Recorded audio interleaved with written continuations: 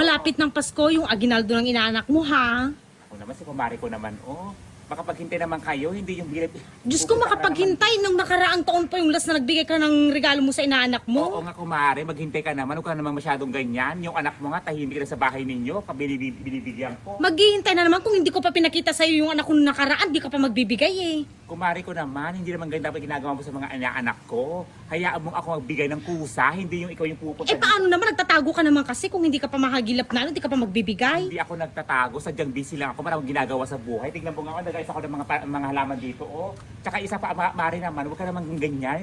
Yung mga anak ninyo, dapat huwag nyo sanayin na dapat every taon-taon may mga nakukuha. Aba dapat lang, minsan lang naman sa isang taon, ito naman. Yun na, Kumari, turuan nyo yung mga anak ninyo na huwag ganyan yung hingi na hingi. Mas demandi ka pa kaysa sa inaanak ko Eh bakit wala namang masama doon? Minsan lang naman sa isang taon, di ba? Oo, walang masama sa paghingi o pag ano.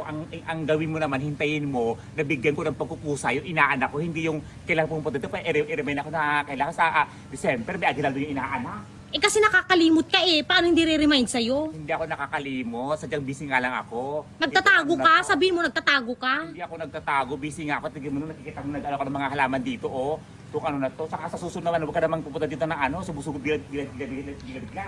Eh paano nadaanan kita dito? Buti nga, tsempuhan kita eh. Ayun na nga sinasabi ko sa inyo, dapat nga maghintay ka sa mga bahay-bahay na hindi yung nagbabahay-bahay ka para para ipakala. Eh naku, basta yung aginaldo ng inaanak ko ha. Naku, tapos malapit na rin birthday niya ha.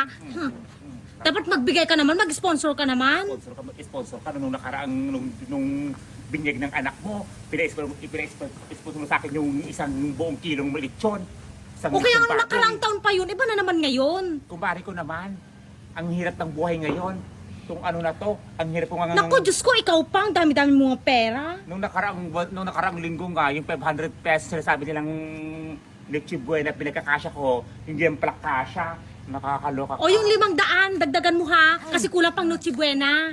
Ako nga hindi ko mapagkasya-kasya, tapos hingin mo ako ng pang Leche Buena mo. Nakakaloka, napaka-demanding mong. Ito naman, nakapakakuripot mo. Labas ka dito.